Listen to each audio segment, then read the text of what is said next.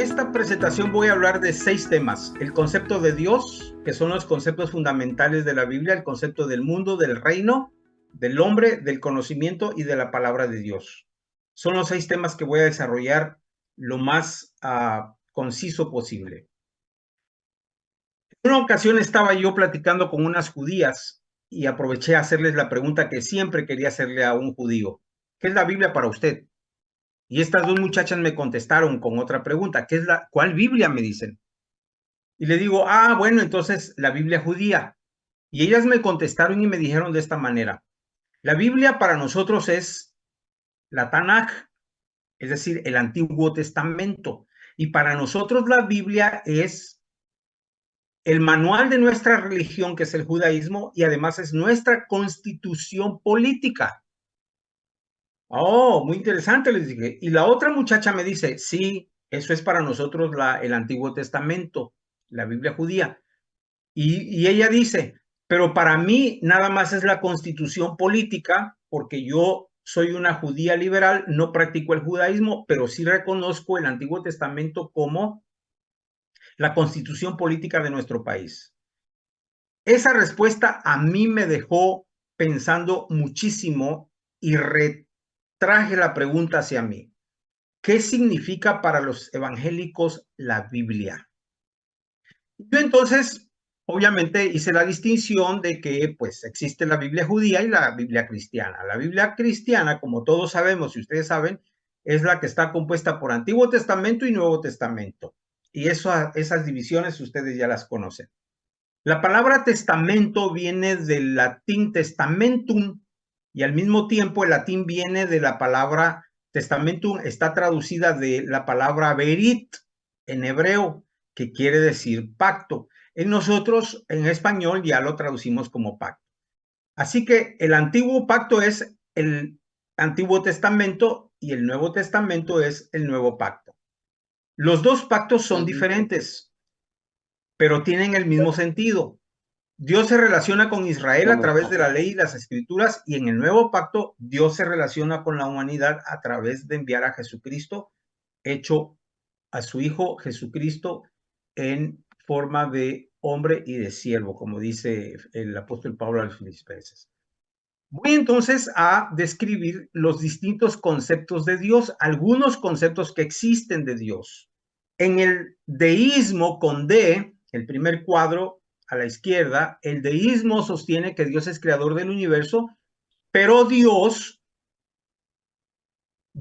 se separó del universo y dejó al hombre a su propio albedrío y a su destino. Y no hay una relación entre el creador y las criaturas. Eso sustenta el deísmo. El dualismo dice que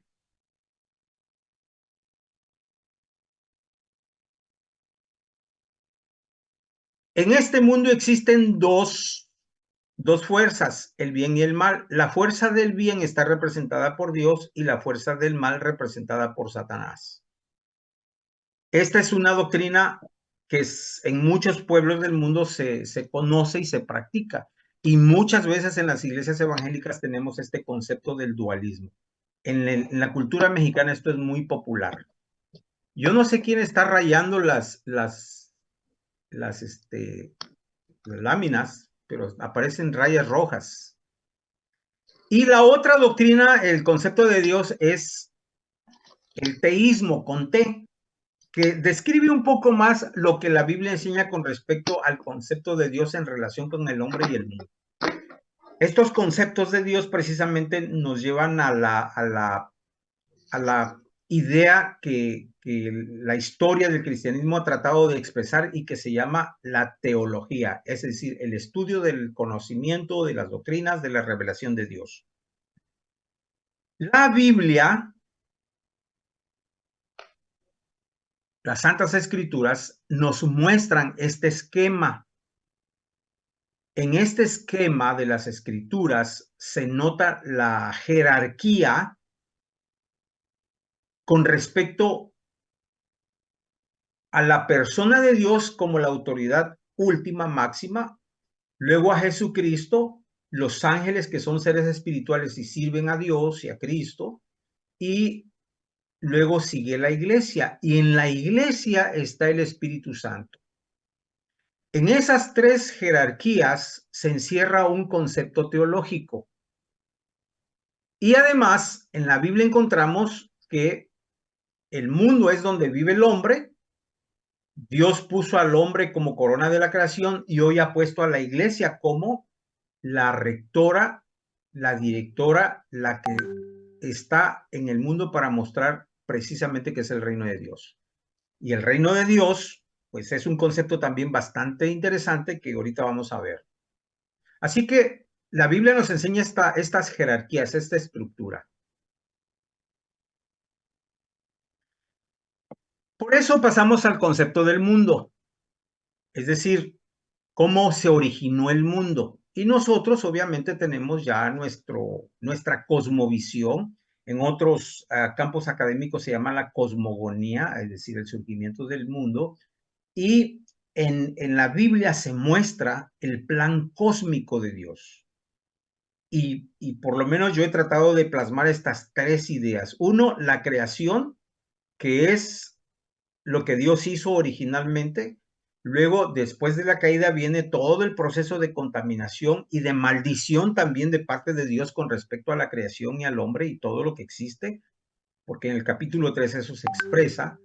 Y finalmente, la nueva creación, que es a partir de Jesucristo el proceso de restauración de esto que nosotros llamamos tierra o naturaleza o globo terráqueo.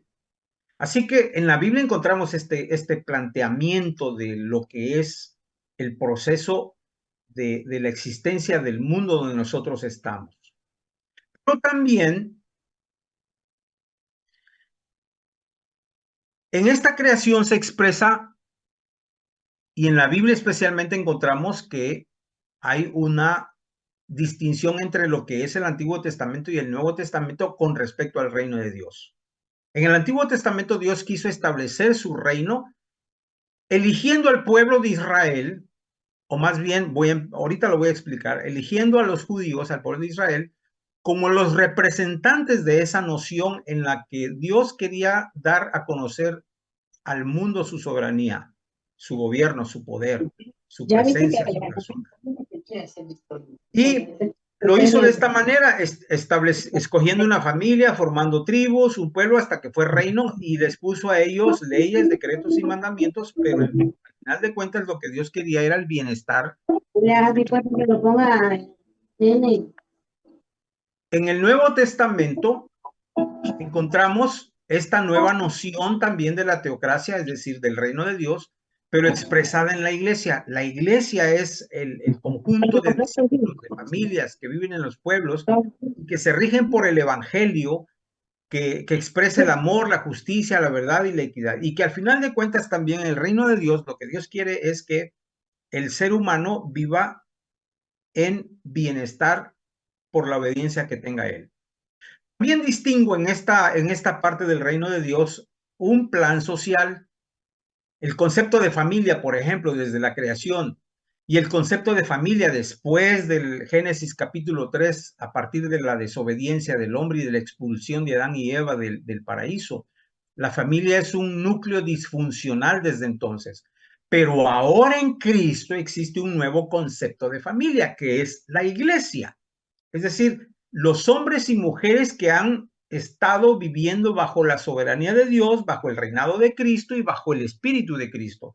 Todos ellos forman ahora ese nuevo concepto de familia. Es la iglesia, la comunidad que expresa ese sentido de familia. Existe también un plan sociopolítico, le llamo yo. ¿Por qué?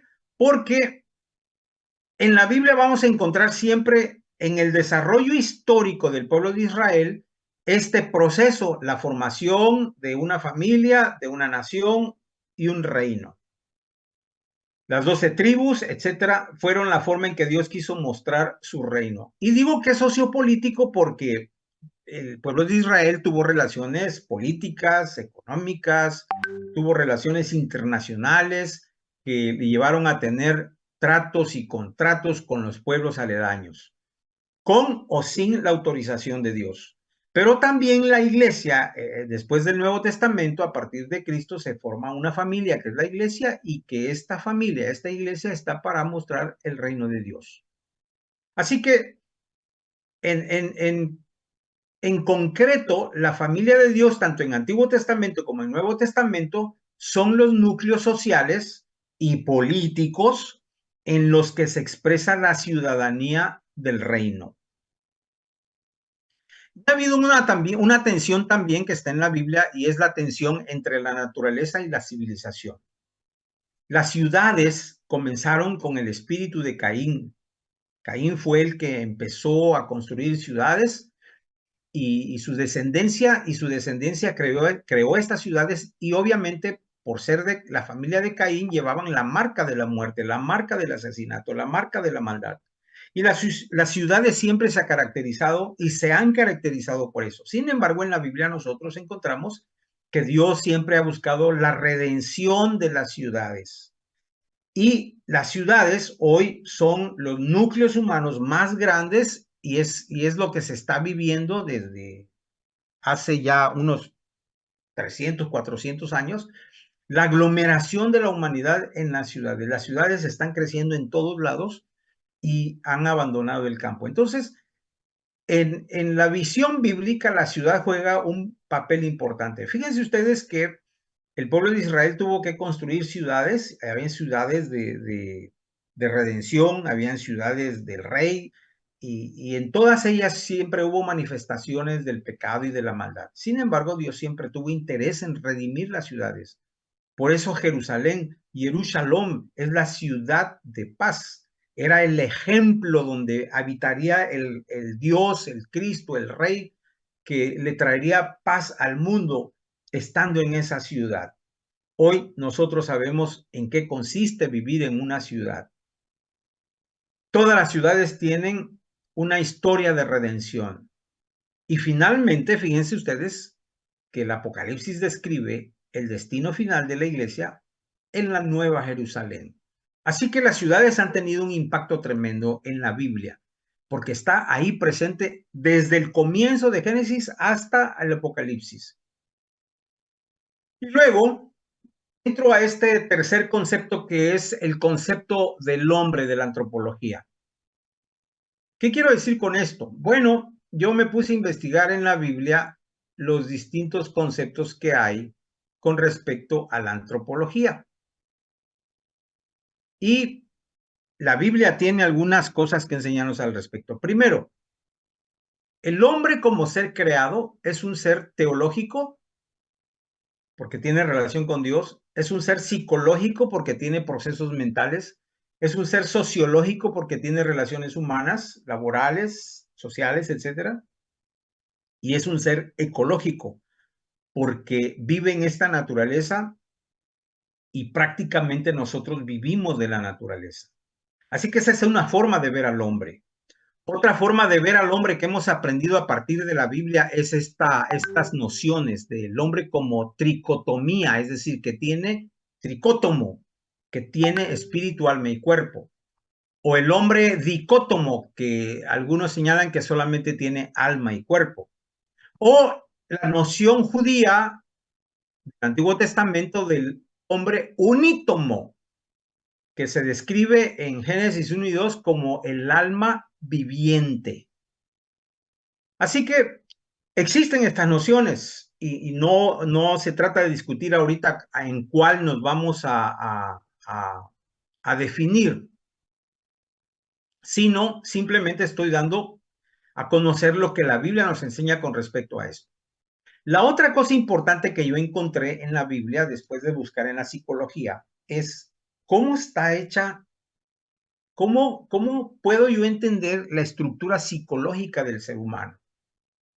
Yo leí algunas corrientes psicológicas y no me dieron una respuesta completa porque las corrientes psicológicas se basaban en el naturalismo, en el trascendentalismo y otras filosofías. Pero yo dije, voy a la Biblia a encontrar a ver qué dice la Biblia con respecto a la estructura psicológica del ser humano. Y encontré que en la Biblia, cuando Dios habla al ser humano, se comunica con el ser humano, se comunica, fíjense, bajo esa estructura que él creó en el espíritu o en el alma humana, con estos elementos, con el entendimiento, la mente, la creatividad, la memoria, la conciencia, la voluntad, el razonamiento, la abstracción, la percepción, los sentimientos, que algunos les llaman funciones, otros les llaman operaciones, otros les llaman facultades. Hay muchas palabras que definen estas partes que están inherentes en todo ser humano y que son parte de su estructura psicológica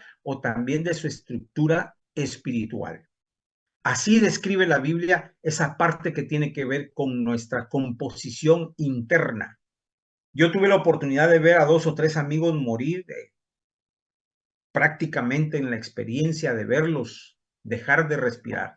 Nunca vi salir algún humo o alguna cosa etérea que dijera, bueno, ya el alma se fue. ¿Por qué? Porque el espíritu es de Dios, es invisible, no es palpable, pero es precisamente el que trabaja en el cuerpo humano, ejercitando al ser humano bajo estas facultades que le da el espíritu en el ser humano. Y otra noción también bíblica que nos ayuda a ver al hombre, y es esta noción de la creación, caída, redención y la nueva creación. Y cada una de ellas explica los estados del ser humano en relación con Dios. Y también es muy interesante porque nos deja ver de una manera muy sencilla el estado espiritual del ser humano y el estado vivencial del ser humano, porque estas formas de verlo nos expresan no solamente sus condiciones espirituales, sus estados espirituales, sino también lo que tiene que ver con en relación con Dios, la vida y la naturaleza. El apóstol Pablo también usa nociones para describir al ser humano. Y él habla del hombre natural, que no entiende ni percibe las cosas de Dios, que es alguien que está muy insensible a todo lo espiritual, no tiene discernimiento espiritual.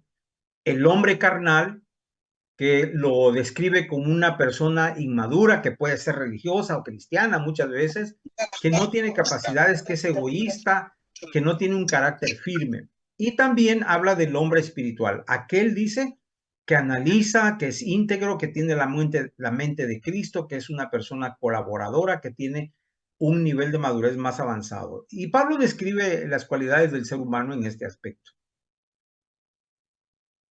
Especialmente el capítulo 8 de Romanos describe al hombre que vive en el Espíritu. Y esta es otra categoría más interesante del apóstol Pablo, porque habla de un hombre que está dirigido por el Espíritu Santo. Es decir, su espíritu está dirigido por el Espíritu Santo. Y ahí describe una serie de cosas con respecto al estado espiritual, psicológico, relacional, vivencial.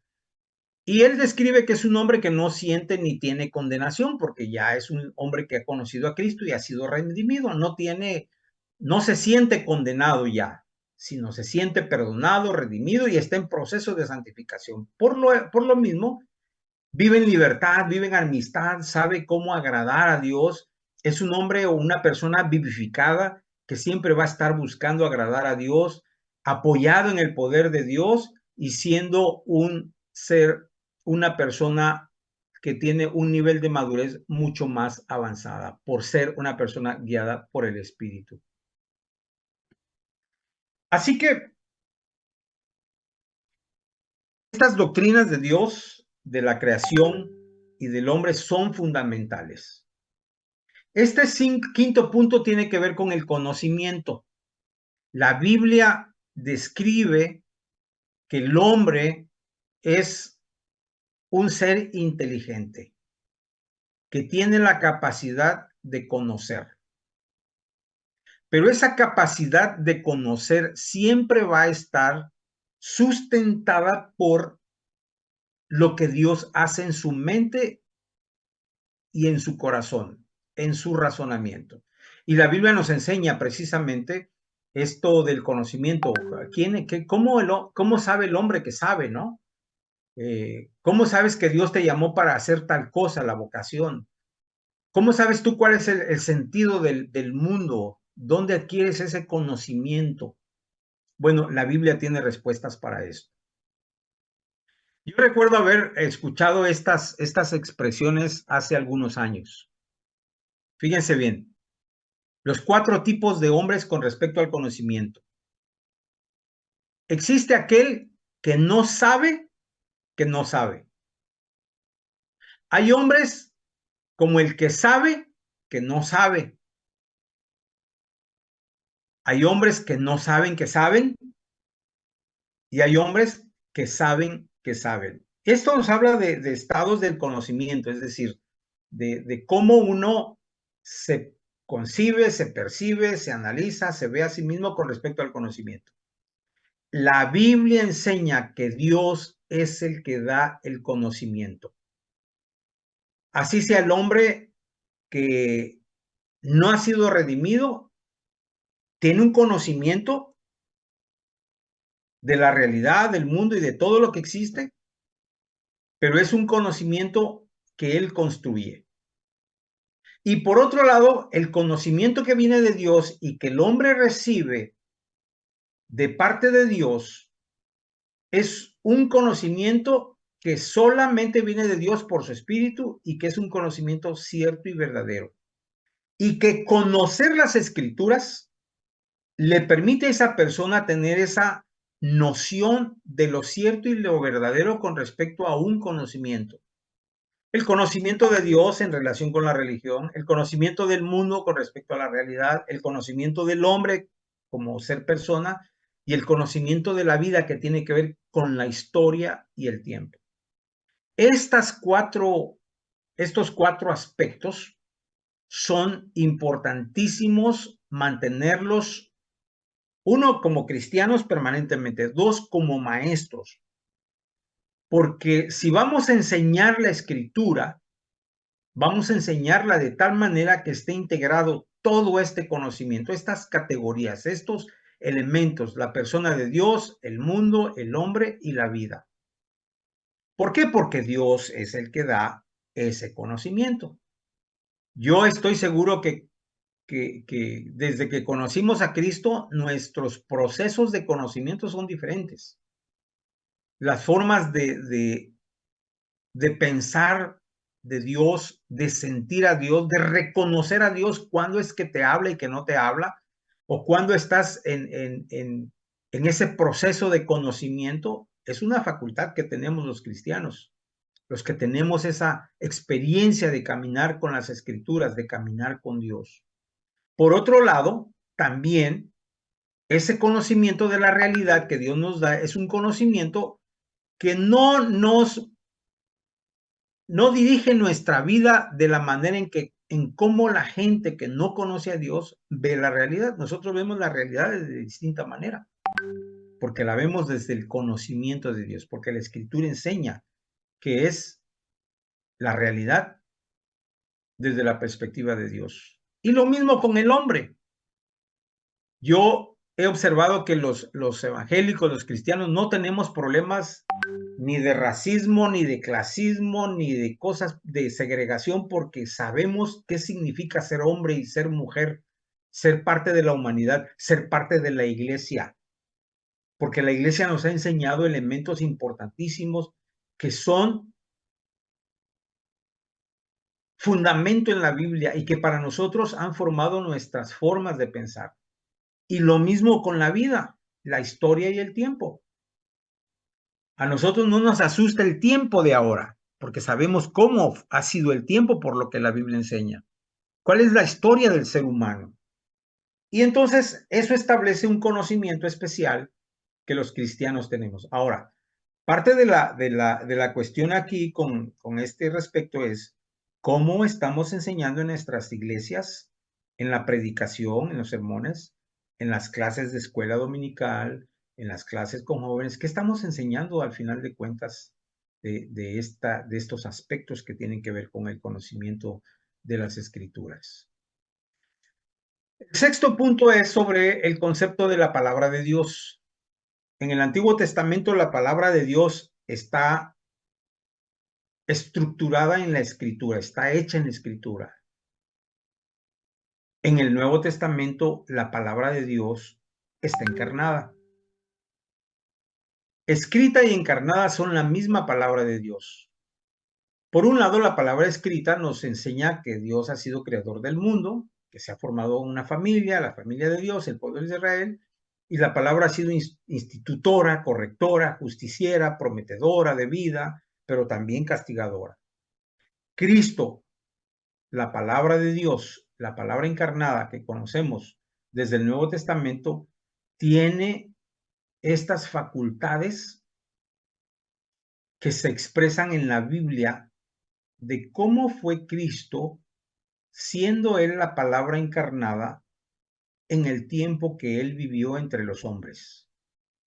Y hay una similitud muy interesante entre ambas palabras. ¿Por qué? Porque es la misma palabra. Una de las nociones que a mí me impresionó de manera muy profunda fue esta noción de la palabra de Dios cuando en Génesis 1 y 2 Dios habla y dijo Dios sea la luz y fue la luz y creó todo por la palabra. Juan, miles de años después, expresa en el escrito al conocer a Jesús que Jesús es la palabra, es el logos. Logos quiere decir palabra y cuando se usa la palabra logos y la palabra palabra se refiere a Jesús, al verbo. Y habla y expresa de que el verbo era con Dios y el verbo era Dios, es decir, Dios, Jesús son uno mismo. Y se vuelve a repetir este pasaje de la palabra de Dios en Hebreos capítulo 1. Dios habiendo hablado en otros tiempos a los padres por los profetas, fíjense, nos ha hablado Dios por el Hijo. Es decir, Cristo nos habla de Dios y Dios nos habla a través de Cristo, porque Cristo es la palabra encarnada. Y Hebreos describe cosas muy interesantes de Jesús, de su palabra. Por medio del Hijo hizo, heredó y sustenta el universo que hoy conocemos por la palabra, es decir, por Cristo. Cristo está presente dinámicamente con su palabra sosteniendo todo el universo. Tu vida, mi vida, la vida del mundo donde nosotros estamos. Así que, ¿cómo figuro yo esto? ¿Cómo me lo imagino? Y es así. Génesis 1, Juan 1 y Hebreos 1 describen que Dios habló, pero habló en la persona de Jesús. En Jesús, el Cristo preexistente, que es el Logos y es la palabra y es el Salvador. Bueno, Él fue el que hizo el universo. Cristo estuvo presente en el universo. De ahí entendí que por eso Jesús tenía, siendo palabra de Dios, siendo la palabra hecha persona y la persona hecha palabra, el poder, el dominio sobre Satanás, sobre la naturaleza humana, sobre los reinos, sobre la religión, sobre la ley, sobre la naturaleza, sobre el pecado individual y social, sobre la enfermedad, sobre la muerte, sobre todo. Con razón Cristo podía hacer todas esas cosas, siendo Él la palabra de Dios. Esto, al conocerlo en las Escrituras nosotros, adquirimos un nuevo sentido y un nuevo significado de lo que significa tener la palabra escrita, pero también la palabra interna, la presencia de Cristo por su Espíritu en nosotros. Esa presencia interna en nosotros nos une, nos define como familia de Dios, pero también nos coloca en una posición como ciudadanos del reino de Dios. Ya no ciudadanos mexicanos nada más, ya no ciudadanos de este mundo, sino ciudadanos del reino de Dios.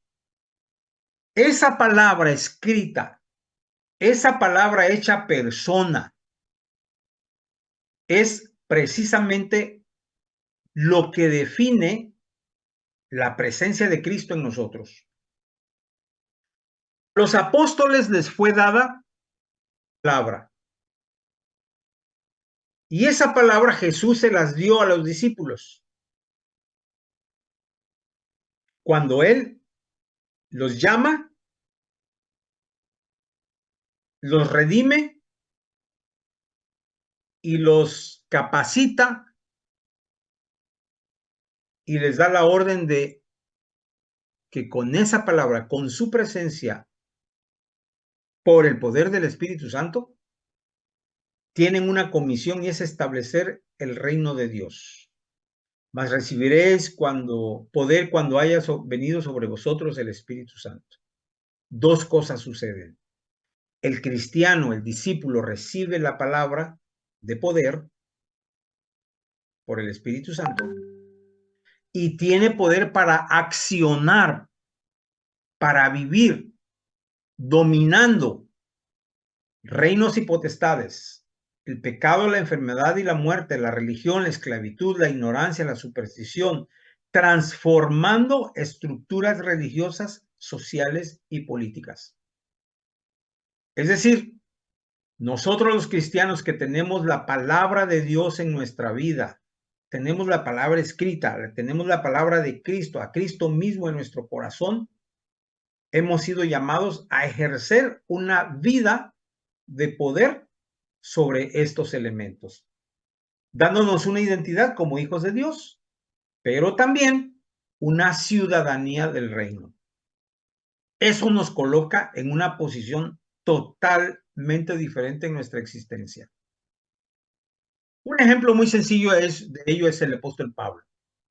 Hoy los estudiosos, los historiadores, los filósofos, los políticos reconocen que Pablo, por ser portador de esa palabra, a través de sus escritos, creó una nueva cultura, que es la cultura cristiana universal. Que el cristianismo fue un movimiento transformador a partir de Cristo en el envío de sus discípulos, que se estableció una nueva religión cristocéntrica, se estableció un nuevo estado político religioso como resultado de esta acción poderosa de la palabra que el apóstol Pablo diseminó por Asia Menor junto con sus discípulos que corrieron y caminaron hacia muchos lados de Asia Menor. Se le reconoce al apóstol Pablo que él fue el promotor de las doctrinas cristianas, de las doctrinas de Cristo, y que con esas doctrinas se formó una nueva cultura por encima de la cultura griega, la cultura romana y todas las culturas existentes de esa época. Eso habla del poder de la palabra, que es Cristo, de la palabra y la escritura que hasta el día de hoy existe. También se ha analizado que los padres apostólicos, como Jerónimo y San Agustín, tuvieron un apego bastante profundo a la escritura y escribieron de tal manera que contrarrestaban doctrinas religiosas, contrarrestaban sistemas políticos, contrarrestaban sistemas de corrupción, etcétera. Porque la palabra escrita, la palabra de Cristo, Cristo mismo en sus corazones les dio esa facultad por ser la escritura autoridad y la verdad infalible de Dios, que ellos eran portadores y que eran defensores de esa escritura, de esa palabra de Dios. Más de aquí, ¿no? Es uno de los creadores de las doctrinas del catolicismo romano hoy, es el sistematizador del catolicismo. Él también creía en la escritura como palabra de Dios y decía que la doctrina sagrada y la teología explicaban a la razón humana y que mediaban a través de la filosofía. Se necesitaba ser filósofo para entender la Biblia y para tener argumentos racionales y poder entender la escritura. Que la fe descanse en la revelación dada a los apóstoles, sí, y que la teología descanse en los artículos de fe y no necesariamente en la escritura. Es decir, En el catolicismo es más importante lo que significa un artículo de fe o una encíclica papal, es decir, lo que los padres o los papas dicen, y lo dicen bajo la autoridad, según ellos, de la autoridad de Cristo, que es más importante lo que dice un papa que lo que está escrito en la misma Biblia. Y eso se expresa así. Quise plasmarlo de tal manera que pudiéramos tener una idea más objetiva. Hace algunos años que estaba yo en Texas, el lugar donde yo me esperaba, llegó un joven y le dijeron que yo era pastor. Y me andaba buscando para hacerme una pregunta. Y la pregunta que me hizo fue esta. Oiga, pastor, dice, explíqueme usted qué significa para usted la teología natural y por qué la teología de ustedes es sobrenatural. La teología de los protestantes o los evangélicos. Le digo, mira, la teología natural surge de lo que el hombre ve en el mundo, y lo que ve en el mundo el hombre, según lo declara el apóstol Pablo en el Romanos capítulo 1, es el poder y la deidad de Dios. Es decir, el mundo mismo expresa el orden, la lógica y la belleza de lo que Dios hizo con su palabra, con Cristo en el mundo. Es decir, el mundo tiene impreso esas nociones porque fue hecho por Dios y por Cristo. Si el hombre se fija en el mundo, entonces el hombre en su relación con el mundo va a aprender el orden, la lógica y la belleza. Esa es una facultad del ser humano para observar, percibir, razonar y asimilar lo que el mundo le enseña con respecto a lo que el mundo es, y eso lo dirige al conocimiento de Dios. En pocas palabras, uno conoce a Dios a través del mundo y de lo que el mundo es y cómo está hecho, del cosmos. La palabra cosmos quiere decir orden, lógica y belleza. De ahí viene la palabra cosmético. Pero el catolicismo romano establece que la teología natural es esa facultad de ver para creer. Y conste que se basa en un principio bíblico, que el apóstol Pablo, en el capítulo 1 de los Romanos, refuta o describe cómo fue el hombre en el inicio y cómo sigue siendo hasta ahora. Así que la teología natural se basa en la filosofía, es decir, el proceso de razonamiento que uno puede tener con respecto a lo que observa y los argumentos que puede usar para llegar a ese entendimiento de la realidad. Y de ahí surge la teología o la doctrina. Y la palabra de Dios es algo que la iglesia conserva. Y acuérdense que la palabra iglesia en el catolicismo romano quiere decir el papa, el cardenal, el obispo, el arzobispo y los sacerdotes. Ellos son la iglesia. Y la palabra de Dios descansa en la iglesia. Por eso, en el catolicismo romano es más importante la tradición que la misma escritura. La ponen en este nivel a la escritura. ¿Por qué? Porque su razonamiento, la formulación de las doctrinas surge a partir de ese conocimiento de la naturaleza. Martín Lutero, el reformador, fue un hombre muy preparado, también educado en el catolicismo romano, pero su estudio de las escrituras lo llevó a un conocimiento diferente, a un proceso de entender que era ser conocedor de Dios a partir de las escrituras. Y para él, lo más importante para poder tener ese conocimiento de Dios era la fe. Por eso en el luteranismo, que es una doctrina protestante, de la cual los Calvino y los reformados nos hemos distanciado de esa noción, establecía que el hombre puede tener ese conocimiento de Dios cuando ejerce la fe. Y la fe te la da la escritura, porque la escritura es cristocéntrica. La escritura es la fuente de la teología.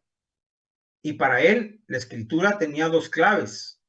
Uno, el Antiguo Testamento, la ley, y dos, el Nuevo Testamento, el Evangelio. Y los dos eran la forma de cómo Dios se revelaba al ser humano. Estaba en lo cierto. Y que la escritura es palabra de Dios en forma y materia. Y tiene razón. Sin embargo, es interesante entender que hay otra perspectiva muy interesante con respecto a esta noción de la palabra de Dios. Así lo expreso gráficamente, ¿no?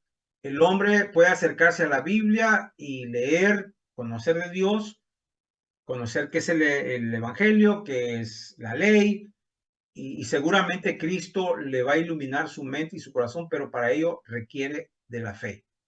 Y una fe voluntaria para acercarse a la palabra de Dios. Es una fe razonada, una fe pensada.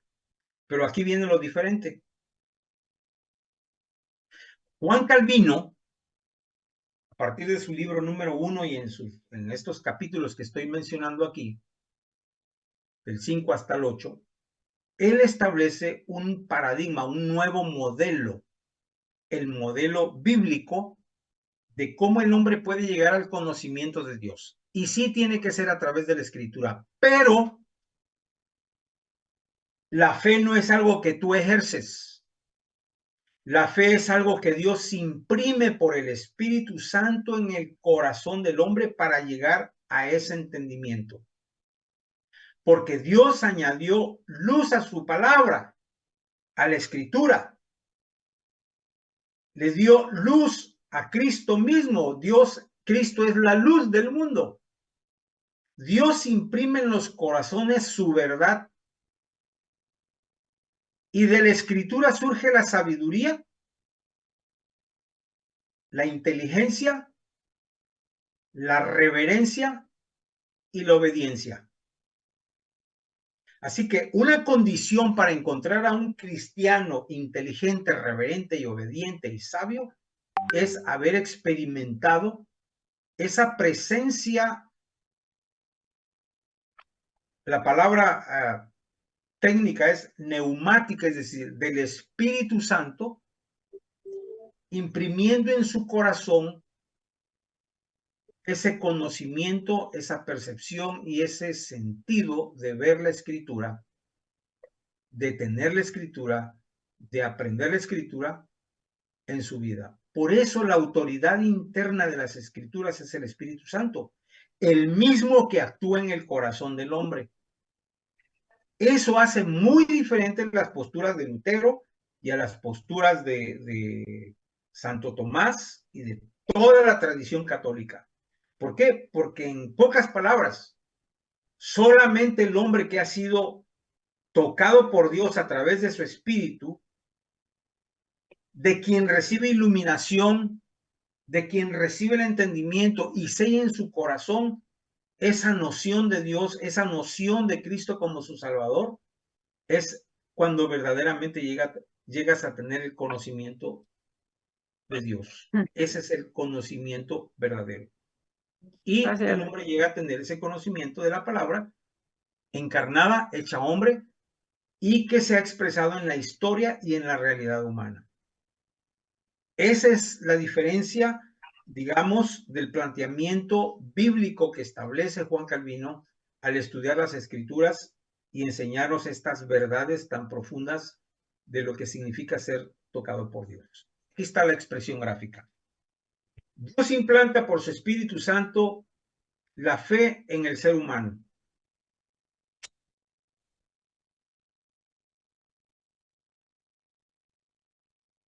Y el Espíritu Santo ilumina, da sentido y significado de la historia en la vida. Y este sentido y este significado se adquieren porque siendo Cristo las escrituras, siendo Cristo la palabra de Dios y las escrituras mismas siendo Cristo, nos dirigen hacia el conocimiento correcto y verdadero de quién es Dios. El resultado de todo ese proceso es que el cristiano aprende a vivir en este mundo bajo el reinado propiamente y exclusivamente de Dios. Por eso el sentido de mi vida y el significado de mi vida no es nada más sentirme pecador o sentirme siempre como alguien que está condenado o que está solamente luchando contra la carne. No, la experiencia de tener el Espíritu Santo, la vivencia de vivir en el Espíritu, como decía Pablo, nos coloca en una posición totalmente diferente porque nos da la facultad para ser hombres y mujeres que viven bajo la obra sobrenatural de Dios, que completa el sentido y el propósito de nuestra vida. Somos familia de Dios y adquirimos esa ciudadanía en el reino, del reino, para vivir en este mundo bajo esa autoridad de Dios, siendo el soberano de su reino. Por lo mismo, también se reconoce por los historiadores, los filósofos, los humanistas, que Calvino fue creador de una nueva cultura. Estamos hablando de Calvino de 1500. Nació en 1509. Pero Calvino es quien, a través de un estudio de las Escrituras, empieza a reformular todo un sentido y un significado diferente de lo que es la vida humana. Siendo un movimiento de la Reforma, fíjense qué interesante, Lutero se quedó en Alemania y llegó a ser Alemania el estado luterano. Calvino no. Calvino fue un hombre que en base a su conocimiento de las Escrituras tuvo una influencia en muchos países de Europa. Es decir, fue el iniciador de una reforma universal que muchos países adoptaron sus sistemas, sus nociones de lo que aprendió en las Escrituras. ¿Qué aprendió en las Escrituras? Número uno, que la humanidad siempre va a ser mejor cuando es una humanidad con una cultura de educación bastante elevado sobre las Escrituras y las ciencias. La religión ya no es una práctica que se hace los domingos, es una práctica integrada en la vida toda. Es decir, vivir y hacer lo que yo hago como médico, profesor, abogado, lo que yo sea, es eso, hacer religión. La religión no se encierra en los templos, la religión se vive en la sociedad y por lo tanto, la sociedad donde viven los cristianos es una sociedad que va siempre a buscar el orden y la aplicación de la ley por el poder de las Escrituras. Y esto conlleva a otra cosa. Si vamos a hacer una sociedad de orden y ley porque la Escritura así lo enseña, entonces nuestra forma de vivir económicamente, comunitariamente, va a ser una forma donde vamos a buscar la libertad, la justicia, la equidad y la igualdad. Y como resultado de ese proceso, de ese amalgamar estos conceptos, va a resultar que los que gobiernan bajo el poder del Espíritu Santo, bajo el poder de Cristo, bajo el poder de las Escrituras, su forma de gobierno siempre va a ser la búsqueda del bien común, porque así lo estableció Dios para la vida humana, como se estableció en el Nuevo Testamento.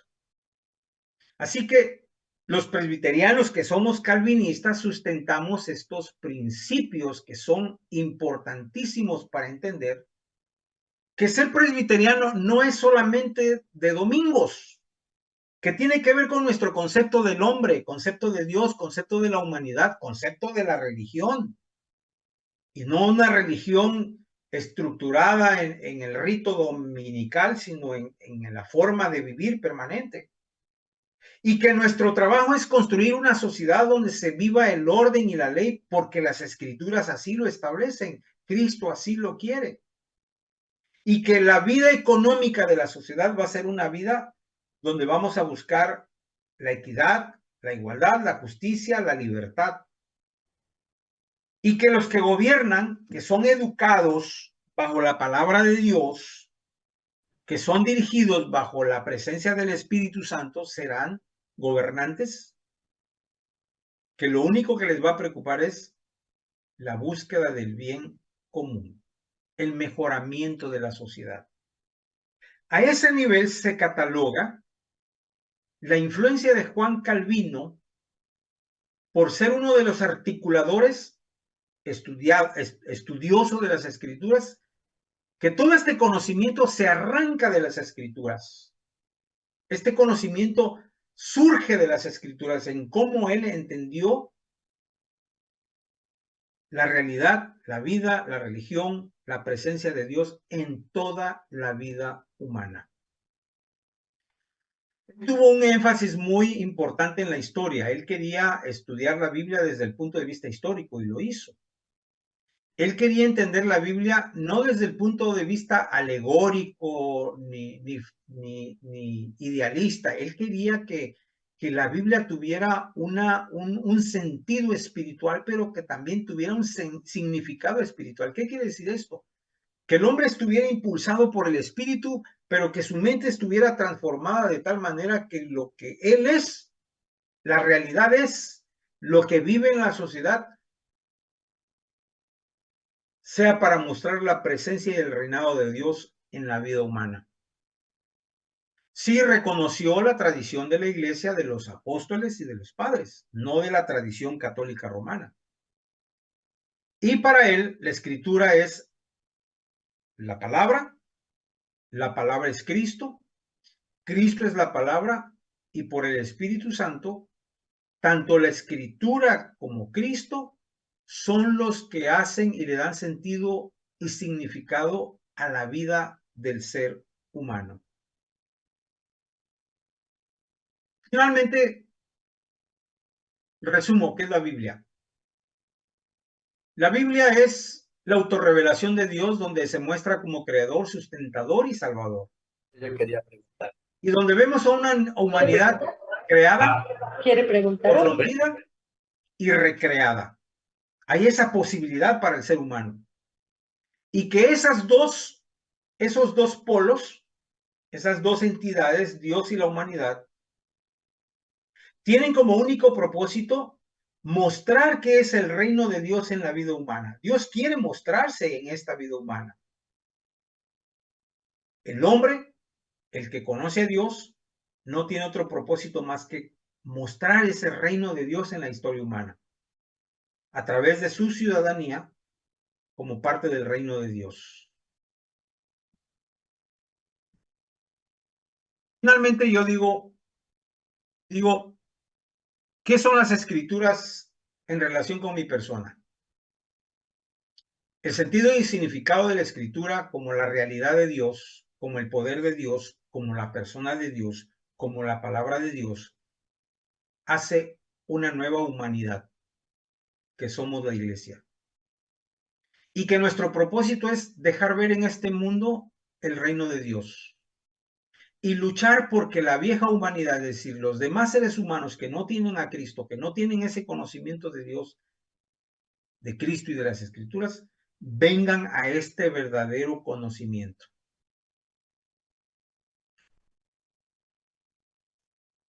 Las Escrituras para Juan Calvino fueron la misma presencia de Cristo. Escritura y Cristo en la persona se hacen evidentes, se hacen palpables, se hacen conocibles por la presencia del Espíritu Santo, quien está permanentemente viviendo en tu corazón, en tu vida, y que permanentemente se relaciona con tu espíritu. Eso marca la diferencia con respecto a mi entendimiento, vivir en este mundo bajo la soberanía de Dios. Hasta aquí mi presentación. Quisiera que a partir de ahora pudiéramos escuchar sus comentarios y los que tienen la lectura del capítulo 1, capítulo 2 y 3 puedan participar con respecto a lo que leyeron y con respecto a lo que escucharon hoy en esta noche. Abro el foro para que los que quieran hablar preguntar, contradecir o criticar, lo hagan y estamos abiertos a el diálogo. Abierto el micrófono. Ya puede hablar si quiere. ¿No? Escuchamos. Pues sí, háganlo.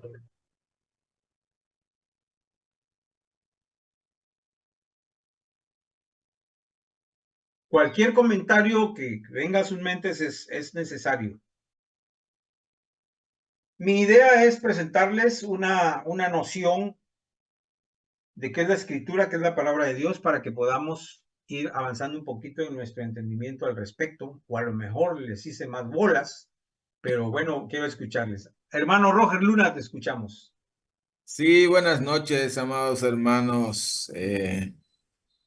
Creo que sí fue un poquito frustrante el hecho de que no pudiera quitarse esas cuestiones de los garabatos y también pues los micrófonos que se abrían, pero pues por sobre todas esas cosas somos más que vencedores. La presentación pues fue muy extensa, como normalmente son tus presentaciones. Es extensa en el sentido de que está muy abarcadora. Sí, Hay muchas cosas y al principio no sabía a dónde quería llegar, pero cuando entraste ya al asunto de cómo miran las escrituras desde Tomás de Aquino, Martín Lutero, Juan Calvino, pude comprender, ¿no? Que al principio lo que tú hiciste fue cómo miras tú las escrituras, ¿verdad? Y pues sí, es profundo, de verdad, o sea, son demasiadas cosas que se pudiesen conversar. Pero me quiero centrar en el capítulo que me tocó, el capítulo 2 que habla de la respuesta lingüística. ajá, Y por lo menos los primeros párrafos me hicieron sentir ignorante, ¿no? Porque dice, aquel que no conoce los idiomas originales, ¿no? Hebreo, griego y arameo, pues definitivamente no la va a hace, hacer, ¿no? hace varias preguntas, ¿no? Dice, ¿de qué tradición estás hablando cuando explicas las escrituras? ¿No? ¿Cuáles son las fuentes de las cuales ha sido tomada la traducción de la cual estás hablando? Y pues la Reina Valera, ¿verdad? La inspirada por Dios. Eh, sí, es bonito comprender que hay una cultura, hay una, hay una forma de pensar de los hebreos, de los griegos, y una forma de pensar de nosotros los latinos. Hay una forma de pensar de los hebreos de la época Misionarios, ajá, de la época de Moisés a la de la época de Nehemías, ¿no? Y, y el griego mismo, ¿no? Eh, no lo dice mi hermano Edesio, pero por ejemplo, esa cuestión del quiasmo en la Biblia es una clave hermenéutica muy interesante para darnos cuenta. Eh, no lo dice, pero sí lo explica cuando habla de la historia de José, Judá, ¿no? El que existe entre ambos en uno rechazando las cuestiones sexuales y Judá consolándose con la prostituta. Bueno, él creía que era prostituta Tamar. Es muy interesante ver que pues, si Dios inventó los idiomas, pues es necesario que nosotros aprendamos, ¿no? Menciona ya, por ejemplo, en nuestro idioma español es sujeto, verbo y predicado, ¿no? Pero para los judíos no es así, sino es verbo, sujeto y predicado. Creó Dios, dice, ¿no? Los cielos y la tierra, ¿no? Y llamó a Jonás, y primero el verbo ese es interesante. Bueno, hasta aquí mi participación, muchas gracias. Diga. Gracias, pastor. Escuchamos y luego, Xochitl, vamos a darnos un minuto cada quien para que vayamos más participación. Luego otro y luego Rubén. William, Xochitl Sí, y Rubén. y Adelante. buenas noches. Solamente quiero retomar lo que tú dijiste casi al inicio cuando llevaste el libro de José Coping y la pregunta que te hace, ¿no? Los cristianos creyentes son los que menos. Y expresión dijo mucho, ¿no? Porque sin duda te sentiste así, creo, golpeado, herido, precisamente eh, creo que tenemos que ser realistas, ¿no? Teóricamente sabemos que tenemos o somos la tradición más rica de los protestantes, sobre todo desde la perspectiva reformada cristiana, un rico bagaje, ¿verdad? Que tristemente no hemos sabido aprovechar las iglesias originalmente. Y mientras dialogaba esto, hice la pregunta, ¿qué lugar ocupa la educación en la iglesia? Esta pregunta sin duda tiene quizás mucha connotación para nosotros. ¿Por qué esto? Porque aunque tenemos esa rica tradición, ¿verdad? Esa pedagogía, todos esos grandes hombres que han escrito, retomando los pensamientos, aún los judíos, lógicamente, tenían riqueza en de literatura.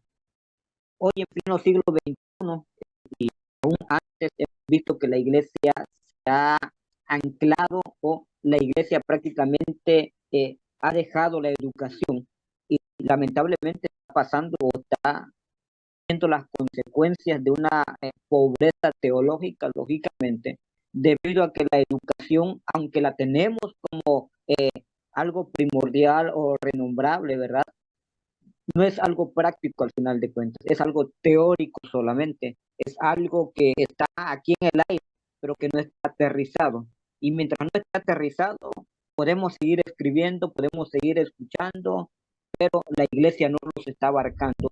Esto lógicamente nos está llevando a que nos miren hoy como una iglesia que no está bien informada, que no está bien educada, que no está bien desarrollada originalmente, ¿no? Por eso cuando no te sentiste golpeado, herido, tenemos que ser realistas. Hoy las iglesias no quieren nada, la educación simplemente quiere que se hablen de la Biblia, algo superficial, pero no algo realmente puede.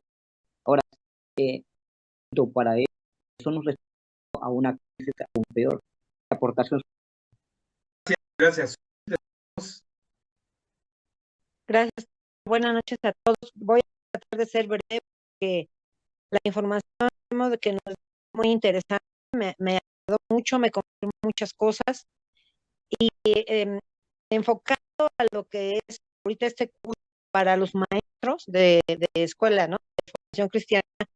En primer lugar, voy a compartir esto, lo que dijiste, ser repetitiva, Jesucristo es el que debe ser suficiente en nosotros. Y siendo suficiente en nosotros, vendrá por añadidura, ¿no? Más buscar primeramente el reino de Dios. Y como ya dijo el hermano, es lo que hace falta. Ahora, cuando el capítulo me tocó, que es que es la Biblia, con los niños, ahorita estoy dentro de lo que es la escuela de formación cristiana para niños, estamos viendo un libro que tiene ya años, un gran libro, y se empieza desde el Antiguo Testamento. Ahorita que estás hablando, pues yo estoy acordando de las clases, efectivamente. Y la primera página del libro, la última edición de ese para intermedios, maneja que la Biblia, la historia de Dios, ¿no? Para a conocer su creación. Es la Biblia.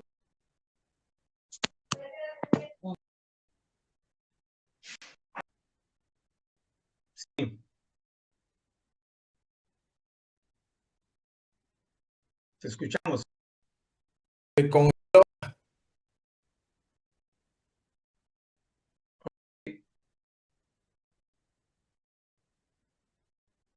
Xochitl, ya no te escuchamos.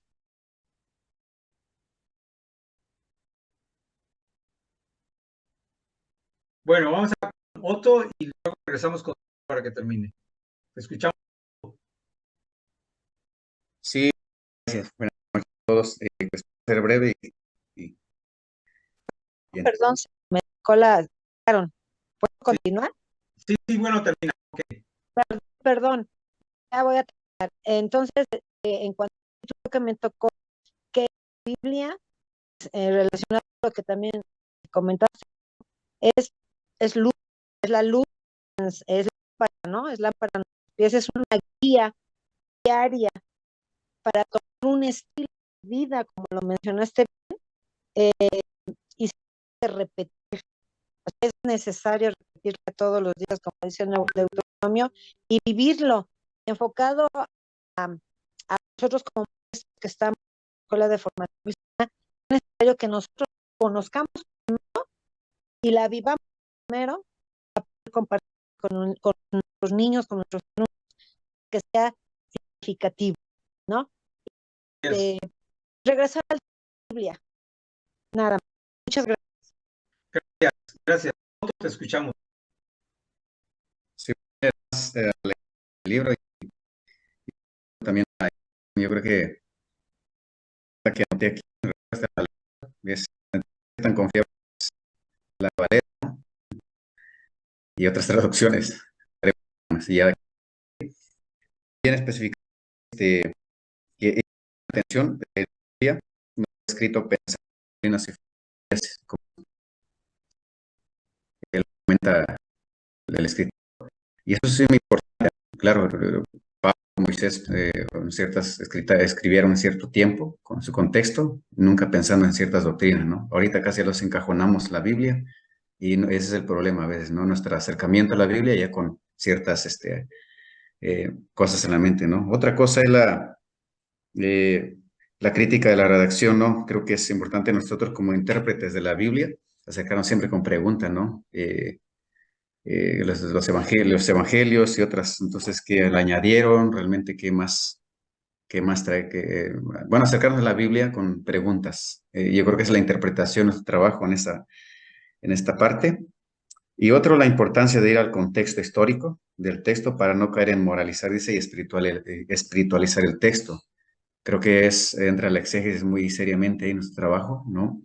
Y yo creo que es importante esa parte, no regresar a esa parte de la interpretación y el contexto, muy marcado esa parte, porque yo creo que no hay que robarle la intención de los escritores, se escribió con un propósito, ¿no? Tanto sus palabras, su forma de decirlo, ¿no? Y entonces es sentarnos con Moisés, sentarnos con el escritor ahí, qué es lo que quiso decir en su contexto, ¿no? Para nuestro tiempo de hoy también. Sí. Es importante, hay que tener en cuenta la centralidad de la escritura, ¿no? Y la interpretación que se da. Sí, gracias. Voy a hacer un comentario rapidito. Me tocó darle clases a unos pastores en una iglesia, a un seminario pentecostés. Y era un taller de homilética y los puse a predicar, que me explicaran el resumen de su sermón del domingo anterior, del día anterior. Todos, la Biblia dice que te arrepientas, que te acerques a Cristo, que leas la Biblia, y que no dejes de faltar tu unidad en la iglesia. Todos. Yo hice la observación, oh, ¿por qué ustedes están hablando lo mismo, tan distintos mensajes? Yo no escuché a nadie que hablara del reino de Dios. Yo no escuché a nadie que hablara de la historia, de la presencia en la historia, de Dios en la historia. No hablé, no escuché que ustedes inviten a nosotros a ser miembros del reino, a transformar este mundo. Y toda la fue de sus pecados, porque el Señor te va a castigar y así está. Y finalmente me llamó muchísimo la atención, claro, es una iglesia diferente, con gobiernos diferentes, es gobierno episcopal, es decir, mandan superiores. Y una línea única que es mantener a los cristianos bajo esa dinámica moralista religiosa y mantenerlos ahí todo el tiempo. ¿Por qué debemos mantenerlos ahí? Porque somos motivos y no se nos van. Y yo, obviamente, tengo una postura diferente con respecto a la predicación de la Biblia. Rubén, escuchamos, y luego Tony, y luego el Faena. Rubén, Armando, te escuchamos.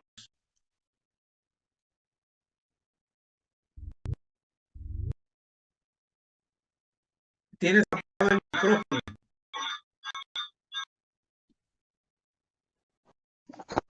¿Se escucha? Sí, escuchamos. Checar lo que es la encuesta diaria y con la exposición que nos ha dado Pastor, definitivamente lo que nos muestra es cómo Dios habla y cómo usa diferentes enfoques. Qué importante es para nosotros cuando leemos la Biblia, efectivamente no ser literalistas y abrirnos a leer y más al interpretar y enseñar, enfocarnos a la diversidad que Dios puede estar usando en ese texto.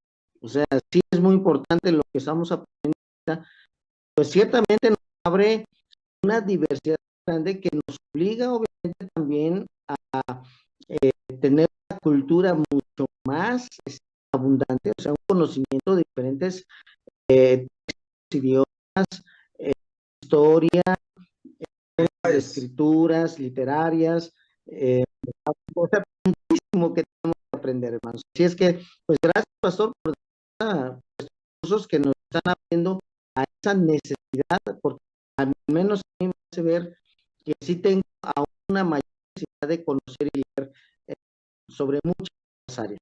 Dios bendiga. Entonces, para que un poco vayamos preparándonos, hay especialistas aquí entre nosotros y en su momento van a participar y con estos talleres cortos, gratis, para seguir edificando a nuestra escuela de formación cristiana. Te escuchamos, Elena Baena. Pastor, con la pregunta sobre cuáles serían la psicología. Somos seres oficialmente una postura. Oficialmente, los documentos de la iglesia, la eso, pues ahí tenemos las condiciones que nos hagan ser hombre del ser humano, ¿no? Yo personalmente conozco las doctrinas y me fascina mucho ubicar la antropología en la vida de Cristo, la persona de Cristo, ser creado por Dios, empoderado por el Espíritu, un ser sufriente, un ser que se sacrificó por y resucitó y tiene un cuerpo nuevo. Ahora, la resurrección, yo veo a un sus manifestaciones en 40 días se aparecía físicamente a sus discípulos, podían tocar, podían palpar, pero al mismo tiempo podía aparecer y desaparecer. Y es una forma del alma viviente que se expresa en Génesis. Podía ser tocado físicamente, también ese cuerpo espiritual. No voy a entrar en detalles, pero yo personalmente me ubico en esa noción de la corporalidad, la experiencia del cuerpo, ¿no? Y obviamente nuestra dicotomía, nuestra forma de el Pablo escribe así como hay ciertas diferencias, pero el punto alto, el modelo más importante es la persona de que él muestra, es un ser único. Bueno, vamos a escuchar al hermano que estaba en fila. Ana, escuchamos.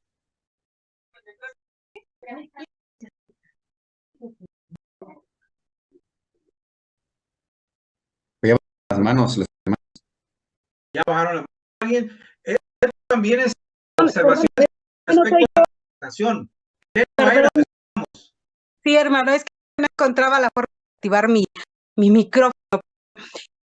Bueno, a mí me tocó el capítulo 8 y bueno, me pareció muy interesante la forma de cómo la aborda el tema, principalmente porque inclusive aborda de la diferencia de los de nuestra, ahora sí, la Biblia, los protestantes y la Biblia, los católicos, y la forma que aborda y dice así de, no vamos a sentar en estar discutiendo quién sí, quién no, a lo mejor tiene una postura, digamos, adecuada o así, bueno, yo sí lo logré entender, y lo que me pareció muy interesante es la forma en la que usted también nos complementó la información de esto de la fe, porque nosotros creemos por fe y a veces creemos que esa fe, si nosotros leemos mucho la Biblia, vamos a tener así como que a desarrollar la fe y claramente la fe es el regalo de Dios mismo que pone en nuestro corazón, en nuestra mente. Y la otra cuestión que a mí me quedó como enseñanza es el tema de por qué a veces a muchas personas nos cuestionan, es que ¿por qué te tienes que guiar por un libro que no sabes ni quién lo escribió, ni quién lo tradujo, y que sigue, y que tiene años de existir, y nosotros por fe sabemos y tenemos esa palabra que es viva y que el libro lo explicaba, sigue siendo acorde y cambiando y transformando existires actuales, ¿no? Entonces, esa a mí me pareció muy, muy interesante. Bueno, el curso, lo mismo, ya es la segunda vez que me toca, tengo la oportunidad de participar en el curso con usted, y la verdad, muy, muy interesante la información. Muchas gracias por todo. Sí, gracias, Ana Elena. Hermanos, estoy abierto a recibir críticas o comentarios correctivos que puedan servir para mejorar las presentaciones. Acuérdense que pues soy tan imperfecto y tan como se supone que soy, ¿no? Entonces, sí quiero escuchar comentarios con respecto a qué puede tener una presentación. Hermano Víctor, te escuchamos.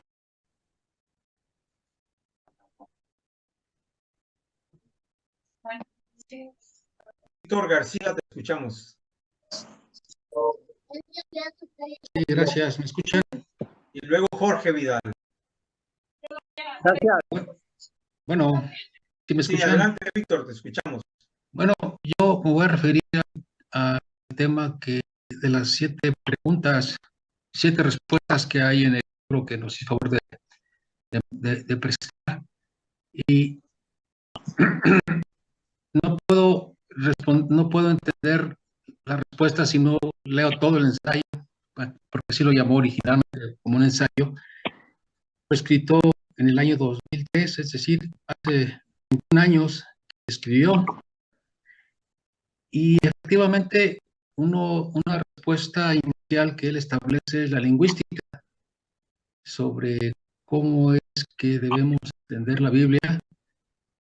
Si el inicio fue una forma literal, a través del tiempo, a través de la ciencia, es determinante que ha habido modificaciones no solamente para entenderla, sino para interpretarla.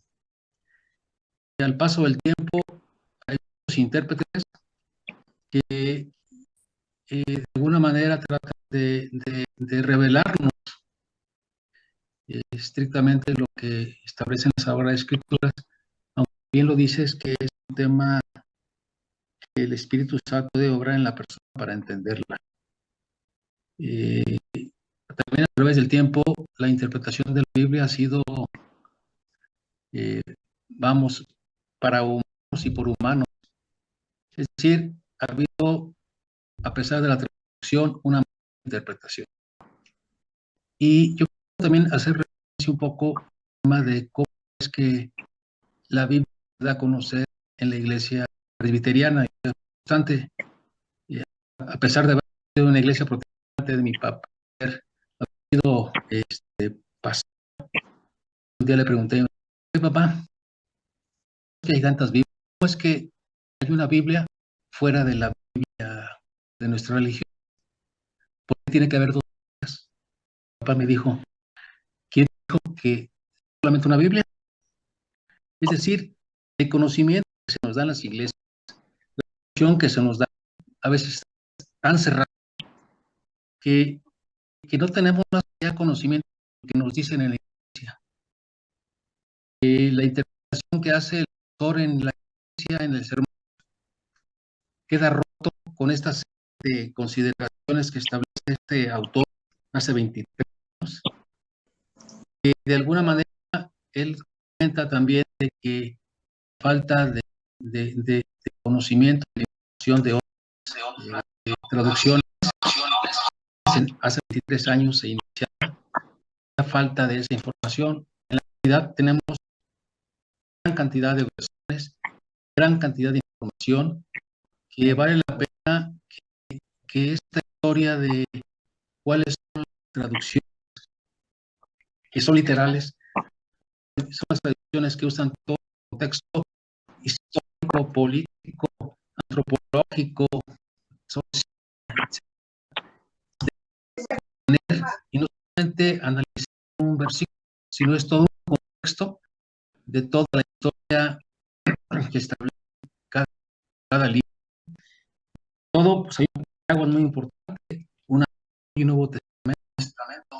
Establecer esta relación de estudio, ese atrevimiento del texto bíblico, de estas versiones, hablamos de Septuaginta y Vulgata, las castellanas, tan antiguas como modernas, en estos nuevos procesos de traducción, no es una persona, ya es una serie de personas que traducen, incluso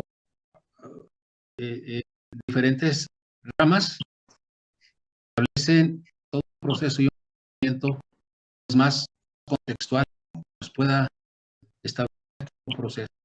Y finalmente, bueno, uno de los temas que me hizo interesante es que hay un tema respecto a la inclusión del género, ¿no? Es decir, no solamente para como también para mujeres. Como antes no se había considerado como mujeres. Entonces, es un tema que poco a poco va traducción actual, pero en esa base histórica. El primer hermano que tocó la palabra decía cómo penetrarnos en el hebreo o en el griego. No necesitamos, o sea, estas nuevas traducciones que he leído y todo esto, creo que el texto histórico social lo que conlleva el análisis de considerar en Latinoamérica lo que sucede en el Medio Oriente, tiene que haber un concepto de traducción literal más amplio. Entonces, yo creo que tu exposición para mí ha sido brillante, nos da un contexto, nos obliga a estudiar y analizar no solamente la Biblia, versiones, siempre pensando cuáles son las mejores opciones y sobre todo el público vamos a dirigirnos cuando tengamos que en su momento exponer la palabra. Muchas gracias, felicidades. Gracias, hermano. Jorge, te escuchamos. Lo hacemos conciso posible. Muy buenas noches. Participar. Buenas noches. Mira, me llama mucho la atención el capítulo que me tocó, que es el capítulo 4. Cuando está hablando de que la Biblia es una experiencia, o sea, el Antiguo Testamento en el pueblo de Israel. Y él, aparentemente, en nuestro hecho, aparentemente, pues, llevó a la basura los símbolos de fe. Aparentemente, ¿no? Pero no creo. Él está presentando que, pues, realmente nosotros enseñamos las verdades de la Biblia a partir de los símbolos de fe. Tanto que el pueblo de Israel, pues, no tenía ni un símbolo de fe más que la identificación vivo y verdadero. Yo soy Dios que de la tierra de Egipto. Y el establecimiento de la Pascua les dice, cuando les pregunten, hijos, esto hacemos esta celebración recordando el día en que el Señor no. Por tanto, a mí me llama mucho la atención porque, con respecto a nuestra denominación presbiteriana, creo que no hemos presentado con claridad a la iglesia que debe ser o que es la Biblia, ¿no? Aquí mencionar dos definiciones, pues evidentemente ser la que conocemos más, que la Biblia, es de fe y práctica. Entonces entra de regla de fe y práctica, como que no hay tanta relación de experiencia del hombre o de la gente con la Biblia. Pero la otra dice que es la autorrevelación de Dios a través de que conozcamos y conociendo, le amemos y le amando, le sirvamos. Entonces, este planteamiento, que es lo primero que damos a una persona ya creyente en el Señor. Nosotros vamos a funcionar a partir del manual de catecúmenos que tenemos en la iglesia, y hay varios. Y yo he estado muy inquieto. Realmente tiene que partir esta nueva relación de creyente con su experiencia de que él en forma él está saliendo de un Egipto. Al ser convertido está saliendo de Egipto, necesita una que tiene que tener esa relación con la palabra de Dios, pero pienso que tiene que ser un poquito más que pueda experimentar su nueva vida. Gracias. De acuerdo contigo. Muy bien. El Ramos, te escuchamos.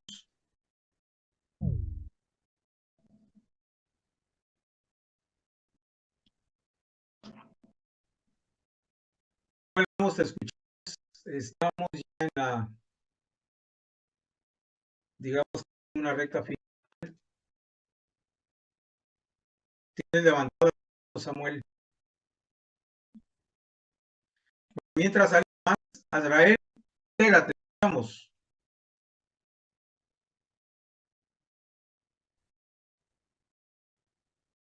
Ya había bajado, pero Sí, por si para alguien. Oye, ya había Gracias. Dime. Hermanos, somos muchos y pues hay muchos comentarios. Y si quieren escribir sus comentarios en el WhatsApp para que lo leamos, alguna crítica, alguna cosa que quieran que se mejore. Las técnicas, yo creo que necesitamos trabajarlas más también para que se fluya de una manera más lógica y más consistente el uso de estos aparatos. Hermanos, ¿me escuchan? Sí. ¿Me escuchan mi voz? Sí, ¿quién habla? Miguel Ángel Bravo, Pastor Miguel Ángel Bravo. Miguel Ángel Bravo, muy bien, adelante, hermano.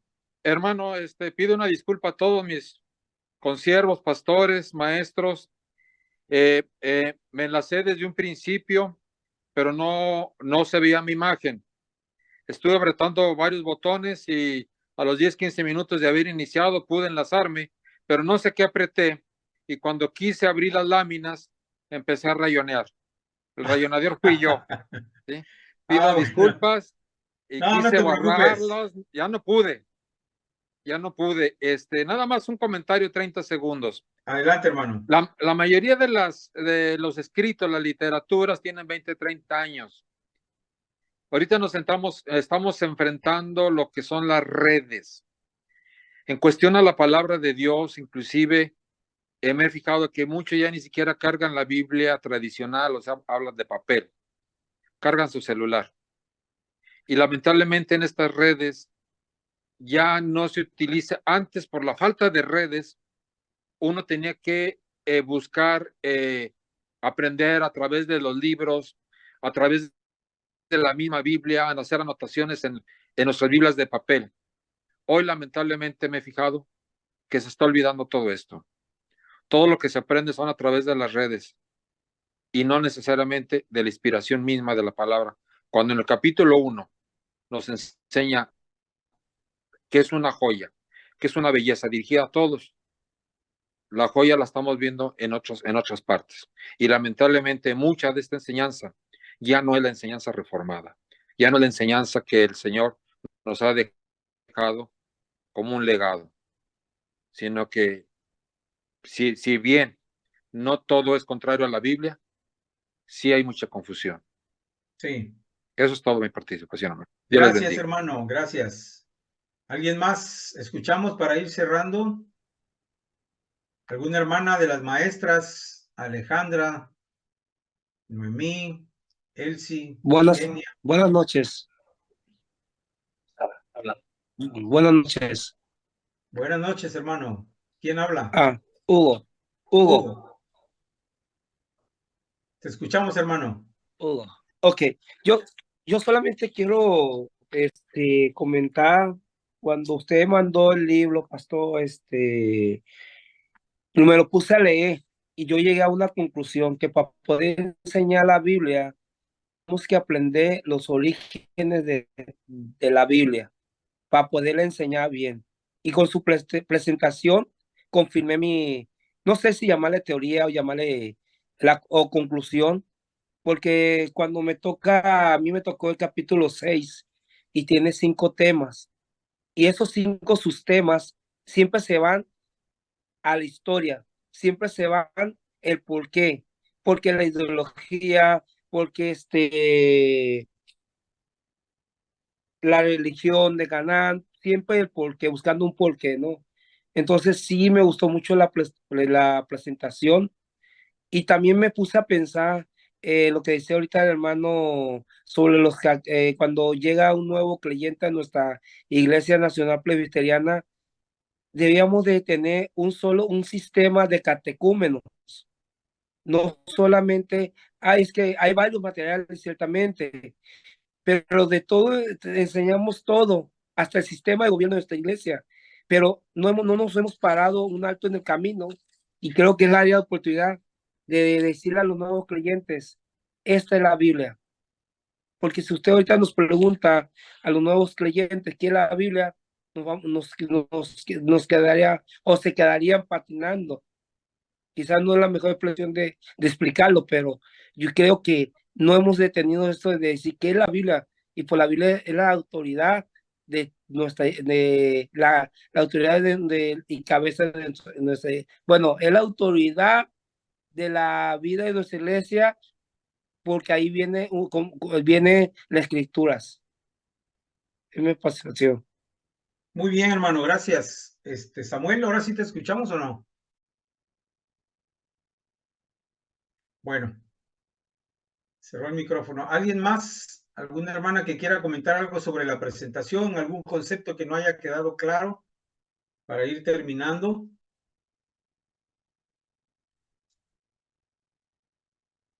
Alonso, ¿tienes alguna Hermano, buenas comentario? noches. Soy Victorio Aguilar López. Muy bien, Victorio, adelante, hermano. Bueno, a mí me tocó leer el capítulo 6, donde el autor pues nos presenta que para poder entender la fe tanto en el Antiguo Testamento como en el Nuevo Testamento, pues es importante pues conocer el trasfondo cultural de los pueblos que eran los vecinos de Israel. Cada pueblo pues tenía su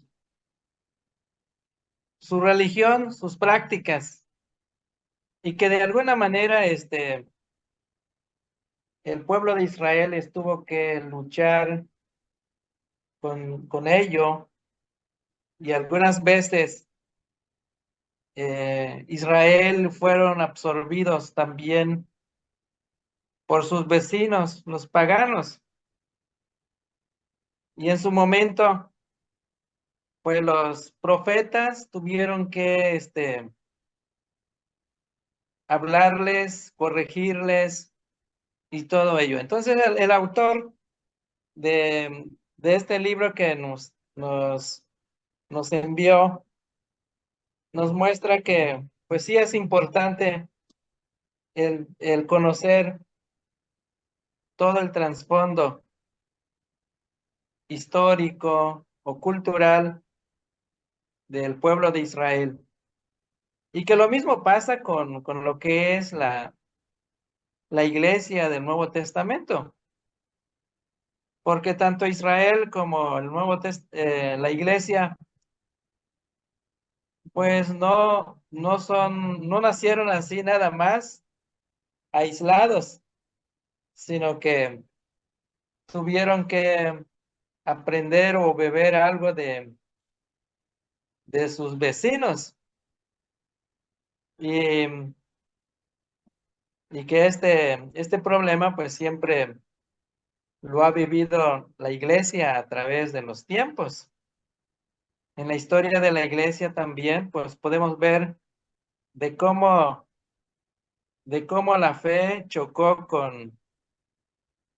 contra las religiones paganas, y que de alguna manera la fe cristiana, la fe de la iglesia, pues llegó un momento de crear quizás alguna fusión tanto de los elementos de la fe cristiana y lo que es las prácticas paganas.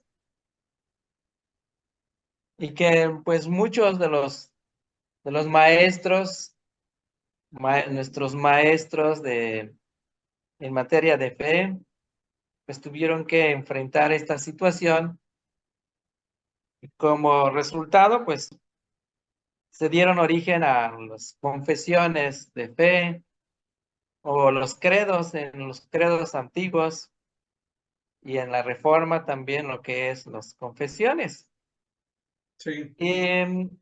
Y hoy como iglesia, pues seguimos enfrentando esta situación, esta problemática, que es algo real y que no lo podemos negar. Y como iglesia enfrentamos pues ideologías que se van levantando, y que como iglesia pues tenemos que enfrentarlos. y no tenemos autoridad, sino solamente la palabra de Dios, las Sagradas Escrituras, que es como se ha venido hablando, que es la rectora de nuestra fe y nuestra práctica. Bueno, es lo que Muy bien, hermano, puede gracias. entender, captar de esta lectura. Gracias, muy bien, excelente. Vamos a escuchar a Job y luego a Samuel, ya para ir terminando. Te escuchamos, Job Navas, y luego Samuel. Muy bien. Un saludo a todos, hermanos. Puse en el chat algún comentario, pero creo que eso todavía nos falta ir revisando, ¿no? Puse ahí que no era malo empezar con clases de catecúmenos, no que quiera decir que estoy difiriendo de lo que ustedes dicen. Se lleva un orden para dar respuestas, un orden de doctrinas básicas. El problema en nuestra iglesia, voy a hablar específicamente del área central, yo vivo en el Estado de México, es cuando los cristianos nos sentimos producto terminado, nunca vamos a acabar de aprender. Ahora, hay caminos que son diversos, de acuerdo a la necesidad de cada uno. Yo me acuerdo que de alguna manera aprendemos por apologética, por historia, etcétera. Pablo nos pone el ejemplo. Pablo llegaba a ciertos lugares, conocía su historia y conociendo la cultura y todo, por ahí buscaba una manera de presentar al Señor. Entonces, los credos y las confesiones son respuesta a un mundo muy confuso, un mundo que no encontraba ya entre toda una vorágine de ideas y un oscurantismo de parte de la Iglesia Católica, pues tenía que haber una luz, ¿no? Vivimos ahora una sociedad llena de redes sociales con tantas preguntas, con tantas doctrinas, que la palabra sigue siendo la palabra, pero los credos son producto o son respuesta a algunas situaciones que hubo para dar respuesta a esas confusiones. Entonces, nada más termino con esto. Qué bueno que ahora no pudimos entrar todos los que teníamos que entrar. Yo no sé a quién saqué, yo seguí insistiendo y yo logré entrar ya un poquito tarde.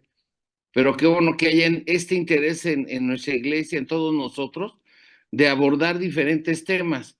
No decir, pasé catecúmenos, ya soy miembro, ya tengo derechos, ya puedo hacer mi servicio de 15 años, ya no, no, no. Es una relación con el Señor, es buscar del Señor, es aprender más. Y hay tanto material y qué bueno que nos presentas esto de Decio Sánchez. En otros libros no comparto mucho la idea de Decio, pero no nos debemos de cerrar a estudiar.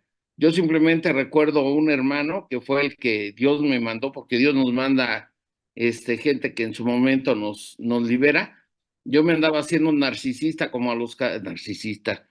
Ahora sí ya estoy yo anarquista a los 14 años, de ir mucho de anarquismo y de los hermanos Flores Magón. Y me estaba saliendo de la iglesia, habiendo nacido en un hogar cristiano. Y de repente empecé a hacer una pequeña revolución en la misma iglesia, que por qué teníamos que aceptar la autoridad del pastor y los ancianos, eran igual de pecadores que nosotros, etcétera, etcétera. Me tomó el pastor en turno, Ignacio Castañeda Baños, príncipe de paz.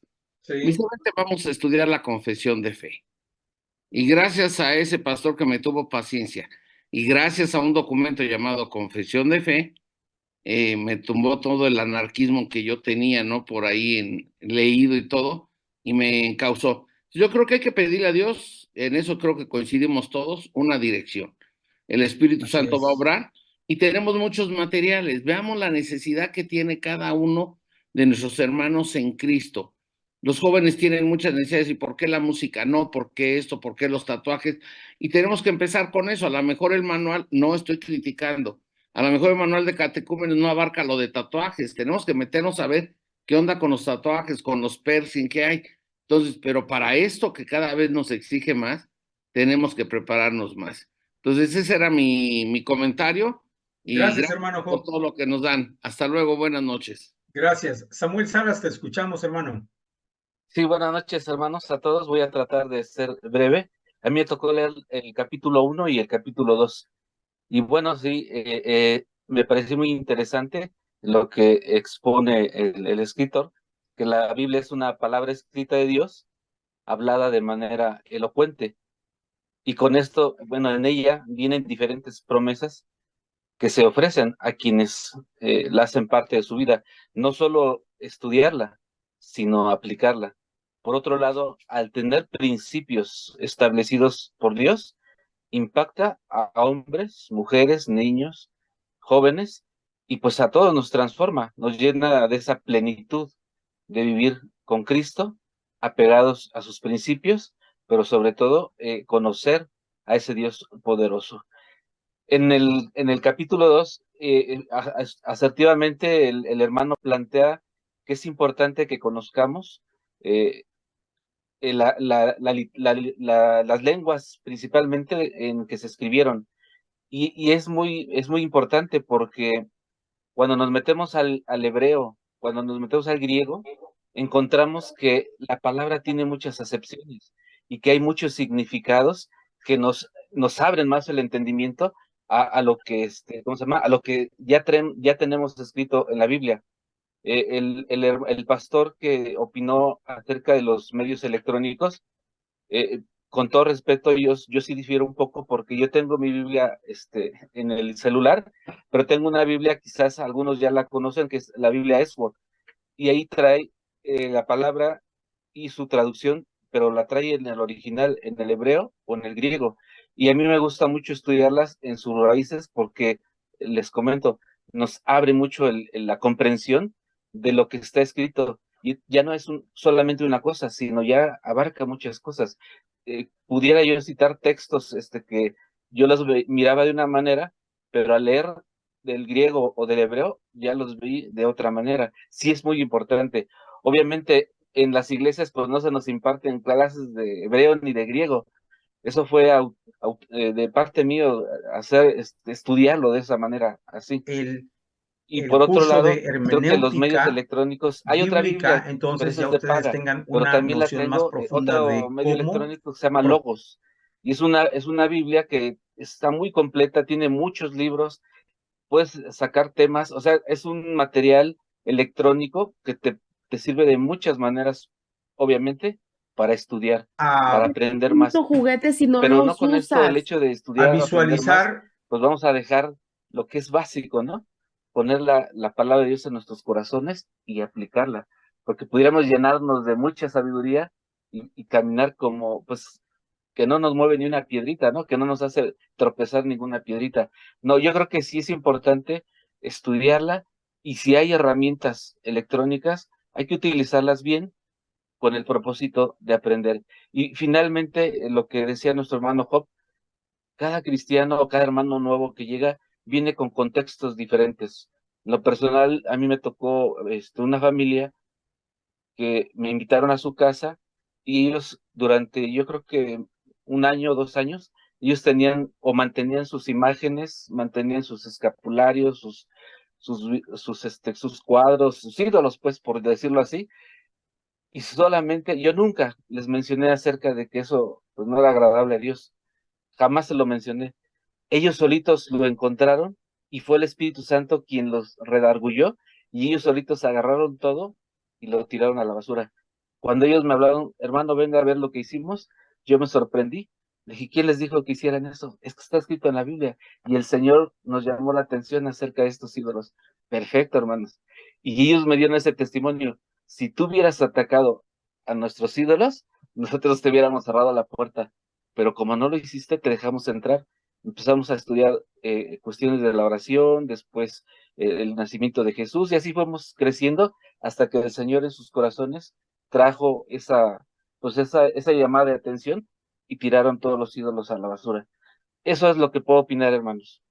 Gracias, hermano, muy bien. ¿Alguien más tiene levantada su mano? Creo que hay un iPhone ahí, no sé quién tiene ese iPhone. Buenas noches, pastor. Yo solamente agradecerles esta oportunidad que nos brindan para maestros de escuela de formación cristiana. Yo creo que a veces en nuestras iglesias carecemos de ese tipo de talleres que la verdad nos retroalimentan y también nos permiten ver un poco más allá acerca de la Biblia, ¿no? Leía en lo que es el libro que nos mandó de las respuestas literarias y me llamó mucho la atención una pequeña frase que dice que la Biblia es una joya literaria y que merece ser tratada como tal. Me gustó mucho esta frase. También menciona el libro que normalmente en nuestras iglesias carecemos mucho de esa creatividad que realmente habla la Biblia. Yo creo que la Biblia está llena de una creatividad inmensa. Sabemos que Dios es el creador de todas las cosas y creo que Él es el supremo eh, creador y que creo que si Él hizo todas las cosas en este mundo, pues tenemos mucho de qué hablar en su palabra. A veces nos encerramos en nuestras iglesias con lo mismo y lo mismo y por eso es que carecemos de mucho conocimiento. Pues yo le agradezco muchísimo y pues aquí vamos a estar aprendiendo lunes tras lunes. Buenas noches, muchas gracias. Gracias. Terminamos con el hermano Filomeno y le vamos a pedir que haga también la oración final para despedirnos. Hermano Filomeno, estamos a tus órdenes. Gracias, pastor.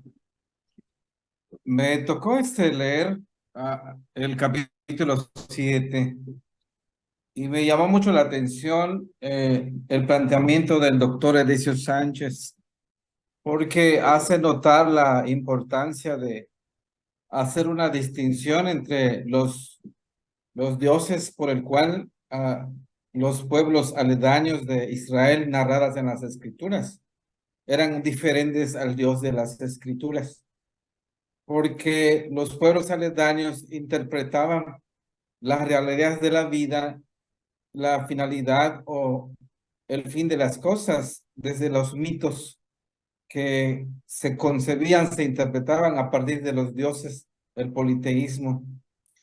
Y hace la distinción de que el Dios de Israel es diferente, no necesariamente porque es un Dios justo, porque los dioses también intentaban hacer lo mismo. La diferencia es que el Dios de Israel se revelaba a través de la historia y el pueblo de Israel, dentro de su concepción teológica, podían entender, interpretar teológicamente en medio de sus situaciones, sus circunstancias, que Dios es un Dios que dirige, que se revela a través de la historia. Creo que hay algo que como iglesia presbiteriana reformada hemos olvidado. A veces enfatizamos mucho la soberanía de Dios. Sin embargo, en la práctica de nuestra vida, todo lo que has planteado no parece ser una realidad de nuestro contexto real. Parece que Dios está divorciado de nuestra historia. Parece que Dios no tiene nada que ver con nuestra historia, pero porque no estamos conceptualizando con mucha claridad el concepto del reino de Dios y que Dios se dirige la propia historia en el desarrollo de su reino. Entonces, me llama mucho esto la atención. Creo que como iglesia presbiteriana a nivel nacional, tenemos que aprender a reconocer que esto de soli Deo gloria y la soberanía de Dios es una realidad que está dirigiendo nuestra historia. Esa es una realidad. Y la Biblia es el que nos regula y nos muestra cómo Dios está dirigiendo la historia. Lo que aprendió a Israel al construir, al ser portadores del texto bíblico, al ser guardianes del texto bíblico, en sus concepciones personales de quién era ese Dios que dirige la historia. Me interesó, me llamó mucho la atención y creo que eso es lo que aprendí de manera resumida en el libro. Y sí voy a revolucionar y ayudar a la iglesia donde yo pastoreo para mostrarles esta realidad en la cual hemos descuidado bastante como presbiterianos reformados. Deberíamos tener claro esa verdad. Gracias, pastor. Sí, gracias a ti. Y pues vamos a terminar con una oración. Tenía ganas de compartirle unos testimonios, pero ya es tarde. No quiero cansarles más. Pero vamos a terminar con la oración. Oramos. Padre Santo, en esta hermosa noche te doy muchísimas gracias por darnos este privilegio, esta oportunidad, Señor, de aprender conceptos bíblicos, teológicos, que son muy necesarios e importantes para orientar y guiar la vida de nuestras iglesias que estamos donde trabajamos aquí en México. Rogamos, Señor, que a nivel nacional pudiésemos nosotros estar ocupados, preocupados para educar y formar a nuestras iglesias para su entendimiento a base de que es la autorrevelación de Dios para nosotros, su importancia como fundamento para orientar, guiar nuestra vida como iglesia, nuestra historia como familia y la historia de la humanidad. Por favor, Padre Santo, en el nombre de Jesús estamos rogando tu bendición por esto que se ha iniciado y tu bendición sobre la vida del pastor Cuauhtémoc. Bendícelo, Señor, y fortalécelo cada día para continuar con esta labor de educarnos, de ayudarnos, de enseñarnos. En el nombre de Jesús, Padre Santo, te damos muchísimas gracias. Amén.